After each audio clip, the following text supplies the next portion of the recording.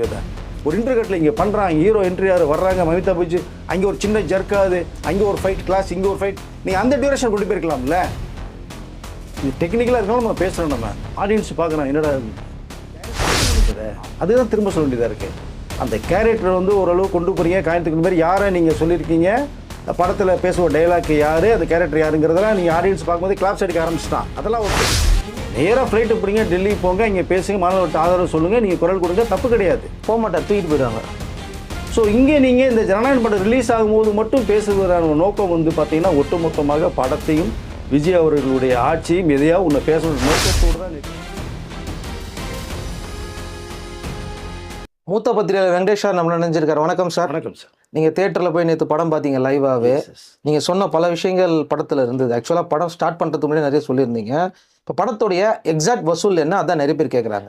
பல தடைகளை தாண்டி, பிரச்சனைகளை தாண்டி, அசிங்கங்கள் அமலை தாண்டி நேற்று வந்து உலகம் பூரா ரிலீஸ் ஆன படம் வந்து நம்ம விஜய் சாருடைய ஜனநாயகம் படம், கடைசி படம் அப்படிங்கிற அந்த ஒரு ஸ்டாம்போடு வந்தது. நேற்று நிறைய பேர் கண்களை பார்த்தோம். விஜய் அவர்களே அதுக்கு முதல் நாள் வந்து நிறைய ஐஏஎஸ் ஐபிஎஸ்லாம் கொண்டு போய் படம் பார்த்த ஒரு தகவல் நமக்கு வந்தது. அதை குறிப்பாக வந்து படம் பார்த்துட்டு ரொம்ப எமோஷனல் ஒரு விஷயம் நமக்கு வந்தது. ஸோ இப்போ கலெக்ஷனுக்குள்ளே போகலாம்னா கிட்டத்தட்ட பார்த்தீங்கன்னா தமிழ்நாடு, இந்தியாவை தவிர்த்து வெளிநாடு டோட்டல் கலெக்ஷன் பார்த்தா 105 கோடி ரூபாய்க்கு மேலே ஒரு கலெக்ஷன் வந்துப்பட்ட ஒரு தகவல் இருக்குது. நம்ம தமிழ்நாடு இந்தியாவில் வந்து பார்த்தீங்க அப்படின்னோம்னா ஸோ ஒரு 49 crores கிராஸ் ஆகிருக்கு. ஓவரால் நம்ம வெளிநாட்டில் பார்த்தோம்னா ஒரு 55 crores கிட்ட வந்து 105 கோடிகள் மேலே தாண்டப்பட்டதா ஒரு தகவல். இது கொஞ்சம் மேலேயும் போகலாம், நமக்கு அதை விசாரிச்ச வந்த ஒரு தகவல் இது. இப்போ இன்னொரு 3 நாள் இருக்குது. 3 நாள் போச்சுன்னா கிட்டத்தட்ட 200 கோடியை சாகிடாக தாண்டி போங்கிறது. ஆனால் இங்கே குறிப்பாக நான் என்ன சொல்லிக்கிறோம்னா, இந்த ஃபஸ்ட் டேயே பார்த்தோம்னா இந்த ஏ சர்டிஃபிகேட் கிடைக்காமல் இருந்திருந்தால், இந்த பிலோ 18 பேர் இருந்தாங்க அப்படின்னோம்னா, அந்த லீக்கான வெர்ஷன் பார்க்காம ஒரு வெர்ஷன் ஒருத்தர் இருந்தாங்க இல்லையா, அவர்கள் பார்க்காம இருந்திருந்தாங்க அப்படின்னா இந்த படம் 200 கோடியை தாண்டி மிகப்பெரிய சாதனையை படைச்சிருக்கும் அப்படிங்கிறதா வந்த ஒரு தகவல் நமக்கு அது. ஆனால் இதுவே வந்து மிகப்பெரிய ஒரு வசூல் அப்படின்னு திரையரங்கு உரிமையாளர்லேருந்து டிஸ்ட்ரிபியூட்டர்லேருந்து சொல்லப்பட்ட ஒரு தகவல் ஒன்று வருது. ஸோ இங்கே திருப்பூர் சுப்பிரமணியர் சொல்லும் போது பார்த்தோம்னா கூட வந்து மிகப்பெரிய வசூலை பண்ணியிருக்கு ஓப்பனிங். எங்களுக்கு ரொம்ப ஹாப்பியாக இருக்கணும். ஸோ அது சொல்லப்பட்ட ஒரு தகவல். ஃபஸ்ட்டு வந்து பார்த்தீங்கன்னா விஜய் அவர்களுடைய படங்களில் இந்த படம் மட்டும் நீங்கள் கேட்டீங்க. நான் இதுக்கு முந்தைய ஒரு 10 படங்களுக்குள்ளே லைட்டாக போயிட்டு வரலான்னு நினைக்கிறேன். ஃபஸ்ட்டு 100 கோடி ரூபா கிளப்பில் ஆன படம் பார்த்தீங்கன்னா ஃபஸ்ட்டு 2010 வந்து துப்பாக்கி படம் தான் 100 கோடியை தாண்டின படம். அப்புறம் கத்தி வந்தது. அதற்கு பிறகு பார்த்தீங்கன்னா ஒரு 6 படம் வந்து 200 கோடியை தாண்டின படம். அதில் குறிப்பாக பார்த்தீங்க அப்படின்னா beast, Mersal, Sarkar and master, Bigil, வாரிசு அப்படிங்கிறது வந்து 200, 220, 230 கோடி தாண்டின படம். இது 8 படம். இது 9வது பார்த்தீங்க அப்படின்னா கோட்டு படம் வந்து தான் கிட்டத்தட்ட 440 கோடி வரைக்கும் தாண்டி 400 கோடி ரூபா கிளப்பில் போய் தாண்டிச்சு. டாப்பில் இருக்கிறது வந்து நம்பர் லியோ. அது கிட்டத்தட்ட 535 கோடி ரூபாய்க்கு மேலே கலெக்ஷன் செய்யப்பட்டு டாப் லிஸ்ட்டில் இருக்கிறது. இந்த 10 படங்களையும் தாண்டி இந்த ஜனநாயகம் போய் நிற்கும் அப்படிங்கிறத ஒரு சொந்த தகவலாக இருக்குது. இதுதான் எதிர்பார்க்கப்படுது. இது மக்கள் கையில் வந்து விஜய் அவர்கள் கொடுத்துட்டாங்க. இந்த படத்தை வெற்றி படமாக வசூல் அப்புறம் மக்கள் பார்த்துவாங்க, ரசிகர்கள் பார்த்துவாங்கன்னு சொன்ன விஷயம். இதுதான் இப்போதைக்கு நமக்கு வந்த ஒரு அதிகாரப்பூர்வமான ஒரு கலெக்ஷன் தகவல் நமக்கு வந்துடும் சார். ஜனநாயகன் படம் கரெக்டாக ரிலீஸ் ஆகுது. அன்னைக்கு மட்டும் சில போராளிகள் வெளில வந்திருக்கிறாரு, அமீர் மாதிரியான சில பேர். அது கரெக்டாக ரிலீஸ் ஆன FDFSக்கு மட்டும் ஏன் சார் வந்தார் அவர்? ஸோ அதுதான் எனக்கு என்ன, நான் வந்து விசாரிக்கும் போது தகவல் வருது அப்படின்னா, அந்த அவர் வந்து பேசுனது ஏதோ ஒரு நோக்கத்துக்காக, எந்த போராட்டம் ஒரு மாணவர்கள் பண்ணுறதுக்காக வந்தாங்கன்றது ஓகே. இது வந்து கிட்டத்தட்ட வந்து வெகு நாட்கள் நடந்துக்கிட்டே இருக்குது. போன வாரம் பேசியிருக்கலாம், அதுக்கு முந்தின நாள் பேசியிருக்கலாம். அங்கே ஏற்கனவே பிரச்சனை நடந்துகிட்டு இருக்குது மாணவர்கள் மத்தியில். இது வந்த தகவல் இது. ஆனால் கலைத்துறையை சேர்ந்தவர்களே வந்து ஜனநாயகன் படத்தை வந்து ரிலீஸ் ஆகும் போது வந்து ஒரு அதாவது கண்டனத்தை தெரிவிக்கிறோம்னு சொல்லிட்டு அந்த மாணவர்களுக்காக அரசுக்கு எதிராக பண்ணும்போது ஜனநாயகன் படத்தை பற்றி பேசுவது என்பது வந்து என்னால் ஏற்றுக்கொள்ள முடியல. கரெக்டாக ரிலீஸ் அன்னைக்கு வந்து உட்காந்துட்டு அவங்க பேசுகிறாங்க அப்படின்னா இது கலைத்துறைக்கே வந்து ஒரு துரோகம் பண்ணுறது மாதிரி இருக்குது. பேசுங்க, தவறு கிடையாது. நீ இங்கே பேசுகிறதுக்கு நேராக டெல்லிக்கே போய் உட்காந்துட்டு நீங்கள் பேசலாமே. அங்கே நிறைய நடிகர்கள் போனதை நம்ம பார்த்தோம்ல, இங்கேருந்து போகலாமே, ஒன்றும் தவறு இல்லையே. ஜனநாயகத்துக்காக போராடுற மாணவர்களுக்கு மத்தியில் ஜனநாயக படத்துக்காக வந்து செலிப்ரேட் பண்ணுறான்னு விஷயத்தை வேற சொல்கிறாங்க. ஒரு படம் வந்திருக்கு, நீங்கள் வாழ்த்துக்கள் சொல்ல வேண்டியது இல்லைங்க. பிடிக்கலையா வாழ்த்துக்கள் சொல்லாதீங்க. எதிர்ப்பு சொல்லணுமா, எதிர்ப்பு தெரிவிக்கணுமா, அது ஏன் நேற்று வரணும்? சரி, இன்னைக்கு வரலாம்ல. இல்லைன்னா 22ஆம் தேதி போயிருக்கலாம்ல, 21ஆம் தேதி போயிருக்கலாம்ல. ஏன் அது போல நீங்கள்?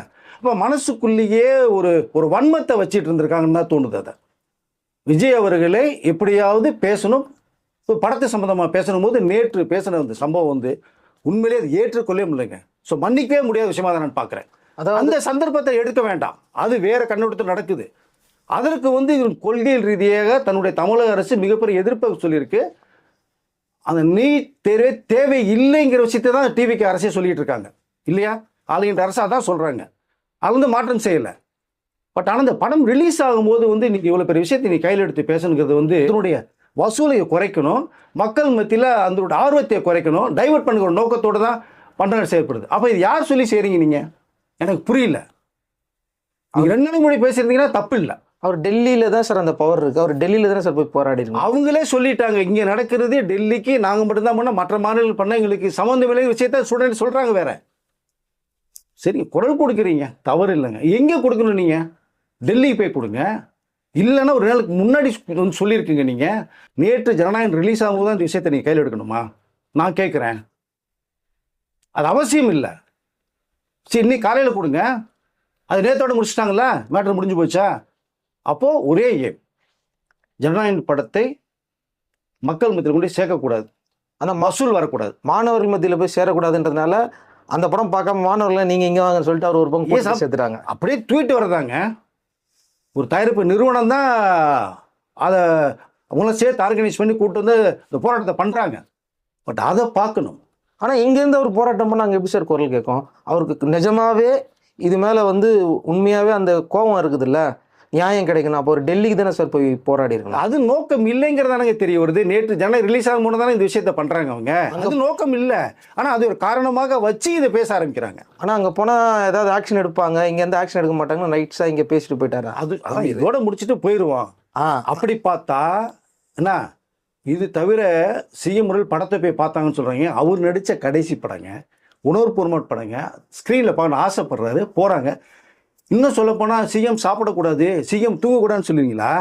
முழிச்சுக்கிட்டே இருக்க சொல்லுவீங்களா? இல்லை நீங்கள் சாப்பிடாமல் இருந்துருக்கீங்களா, தூங்காமல் இருந்தீங்களா, வேறு வேலைகள் பண்ணாமல் இருந்தீங்களா, ஷூட்டிங் நடக்காமல் இருந்திருக்கீங்களா, ஷூட்டிங் பண்ணுறீங்களா? இல்லை, அமீர் கடந்த 5 வருஷமாக எந்த போராட்டத்தையும் கலந்துக்கல சார். குரல் அப்பப்போ எதுக்காவது ஒன்று கொடுப்பாரு, அதோட ஆஃப் ஆயிருங்க அவர். திடீர்னு ஒரு வேளை திடீர்னு பேசிட்டு போயிடுவார். ஓகே, பட் இது எப்போ கொடுக்கணும், எப்போ பேசணும், எப்போ உங்கள் குரல் ஒலிக்கணும், அதுக்கு ஒரு டைம் நேரம் காலம் இருக்குங்க. அப்போ நீங்கள் பண்ணுங்கள். நேற்று பண்ண வேண்டிய அவசியம் இல்லைங்கிறேன், இன்றைக்கி பண்ணிடுங்க. இல்லை நேற்று அதை முந்தானத்து பண்ணிடுங்க, அது நாளைக்கு கூட அப்போ நீங்கள் பண்ணுங்கள், ஒன்றும் தவறு கிடையாது. அப்போ நீங்கள் எதையுமே பண்ணாமல் இருந்தீங்களா? அவர் படம் அவர் நடித்த படத்தானங்க பார்த்தாரு. இது வேற ஒரு ப்ரொடியூசருங்க. இது விஜய் அவர்களுடைய சொந்த படமாக இருந்தால் கூட இந்த கேள்வி கேட்கலாம். நீங்கள் அது படத்தை தள்ளி ரிலீஸ் பண்ணிக்கலாம்னு கேட்கலாம். வேற ஒரு ப்ரொடியூசர் 6 மாதமாக படாத பாட்டு கஷ்டப்பட்டு இருக்காரு. போது ஏசிட்டு வேறு கொடுத்துட்டாங்க படத்துக்கு.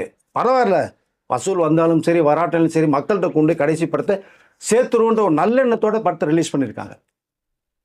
அப்போ நீங்கள் ஷூட்டிங் பண்ணாமல் இருக்கீங்களா, நடிக்காமல் இருக்கீங்களா, படப்படி போகாமல் இருக்கீங்களா? ஐயோ அப்படி வந்து நடக்குது அப்படின்னு நீங்கள் பேசாமல் சாப்பிடாமல் தூங்காமல் இருக்கீங்களா? எல்லாம் நடக்குது இல்லை? அது மாதிரி தான் முதலமைச்சர் எல்லாம் நடக்கிறாரு. கொள்கையிலே ஒரு விஷயத்த சொல்லிட்டாரு இல்லையா? நீட் தேர்வு தேவை இல்லை அப்படிங்கிற விஷயத்த போட்டு உடச்சி முடிச்சுட்டாங்க. அப்புறம் இன்னும் குரல் கொடுப்பாரு அவர், வேற விஷயம். பட் இது என்னால் அவங்க நேற்று பண்ணது ஜீரணிச்சிக்க முடியலங்க. சுப்பிரமணியபுரத்தில் கஞ்சா கருப்பு மூடின கதவு பின்னாடி போய் சத்தம் போட்டு போவார், அந்த மாதிரி தான் அமீருடைய பேச்சு இருந்தது நான் நினைக்கிறேன். ஏன்னா நீங்கள் பவர்ஃபுல், இதை முடிவு பண்ண வேண்டிய இடம் டெல்லி. ஆமாம், அங்கே போகிறதுக்கு பயந்துக்கிட்டு இங்கே இருக்கிறாரு. வேறு எதுவும் சொன்னாங்க, நீட் தேர்வை ஒழிப்பதற்கும் அது முடிப்பதற்கும் எங்களுக்கு ரகசியம்லாம் இருக்குன்னு சொன்னவர்கள் எல்லாம் இருக்காங்க இல்லையா? இவரு அங்கெல்லாம் கேட்கவே மாட்டார் சார். ஒன்றுமே இல்லை, 5 வருஷம் அதுதான் 5 வருஷம் வந்து எதுவுமே பண்ணல, ரகசியம் என்னன்னே தெரியலேன்னு சொல்கிறாங்கல்ல. அவர் யார் பக்கங்கிறது ஊருக்கே தெரியும். அவர் சென்டர்லாம் கிடையாது, அவர் ஒரு பக்கம் அப்படிங்கிறது ஊருக்கே தெரியும். அது எல்லாருக்குமே தெரிஞ்ச விஷயம் தானே. அது 15 வருஷமா நடக்குதுங்க, 10 வருஷமா போராட்டம் நடந்துட்டு இருக்குங்க. எதை பற்றியுமே ஒன்றுமே கொடுக்கல. அப்பப்போ சின்ன சின்ன விஷயத்துக்கு குரல் கொடுத்துட்டு போயிடுறீங்க. அவர் ஆட்சி மாறினதுக்கு அப்புறமா தான் போராட்டத்துக்கு களத்துக்கு வருவார் அவர் எப்பவுமே. இது வந்து நீ எப்படி பார்க்கறதுக்கு ஒன்றுமே இல்லை. ஒரு கண்ணில் வெண்ணெய், ஒரு கண்ணில் இந்த சுண்ணாம்பா, அப்படிதானே தோணுது. நேராக ஃப்ளைட்டு பிடிங்க, டெல்லி போங்க, இங்கே பேசுங்க, மாணவர்கிட்ட ஆதரவு சொல்லுங்க, நீங்கள் குரல் கொடுங்க, தப்பு கிடையாது. போக மாட்டார், தூக்கிட்டு போயிடுவாங்க. ஸோ இங்கே நீங்கள் இந்த ஜனநாயகம் படம் ரிலீஸ் ஆகும்போது மட்டும் பேசுவதான நோக்கம் வந்து பார்த்தீங்கன்னா ஒட்டுமொத்தமாக படத்தையும் விஜய் அவர்களுடைய ஆட்சியும் எதையாவது ஒன்று பேசணும் நோக்கத்தோடு தான் நேற்று நடந்ததாக நான் நினைக்கிறேன் சார். அதில் எந்த மாற்றமும் இல்லை சார். எஸ், நிறைய அமைச்சர்கள் படம் பார்த்து அழுதாங்க, அது ஒரு விமர்சனமாக மாறிச்சு. ரெண்டாவது வந்து நிறைய ஆடியன்ஸ் வந்து லாஸ்ட்டில் போட்ட கிளிப்ஸ் எல்லாம் பார்த்துட்டு ஒரு மாதிரி டென்ஷன். ஏங்க அமைச்சர்கள்னு அவங்க மனசு தானேங்க. முதல்ல ரசிகர்கள் இருந்தாங்க, படம் பார்த்தாங்க, கொண்டாடுனாங்க. இன்றைக்கி அமைச்சராக அமெரிக்காவில் இருக்காங்க, படம் பார்க்குறாங்க.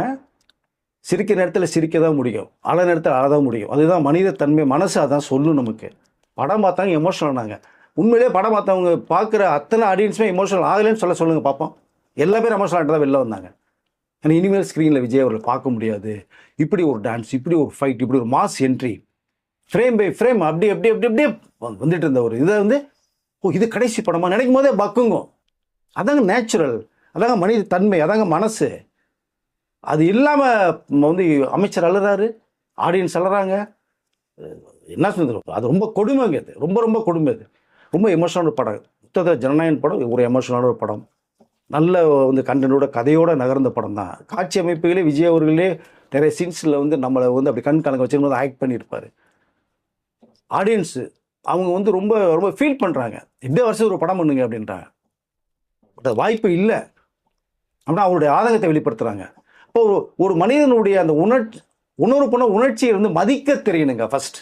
அதுதாங்க மனித தன்மை. படத்தில் வில்லன் அதிக நேரம் வர்றாரு, அவர் காட்சிகளை மட்டும் நீங்கள் ட்ரிம் பண்ணிங்கன்னா படம் பார்க்க இன்னும் கிறிஸ்பாக இருக்கும் அப்படின்ற. இல்லை, அது கரெக்டுங்க. எனக்கே அது தோணுச்சுங்க. கிட்டத்தட்ட பார்த்தீங்கன்னா ஒரு 3 hours 3 minutes படம் ஓடுது. Right, okay. ஒரு படத்துக்கு வில்லன் ரொம்ப மஸ்ட்டு, தவிர்க்க முடியாது. பட் இந்த ஹீரோயிசம்ங்கிற ஒரு கேரக்டருக்கு பார்த்தீங்களா, அந்த ஹீரோவை வச்சு தான் நீங்கள் வந்து வில்லனை வந்து நீங்கள் டெவலப் பண்ணி கொண்டு போகணும். பட் இங்கே ரொம்ப லென்த்தியான ஒரு ஷார்ட்டெல்லாம் வச்சு ஃபஸ்ட்டு ஹீரோக்குரிய வந்து ஒரு இன்ட்ரோ ஃபைட் கொடுத்துட்டீங்க, கரெக்ட், ஓகே. பட் வில்லனுக்கு என்ன மாதிரி நீங்கள் ஃபோக்கஸ் பண்ணி கொண்டு போனீங்க, அது தேவையில்லை.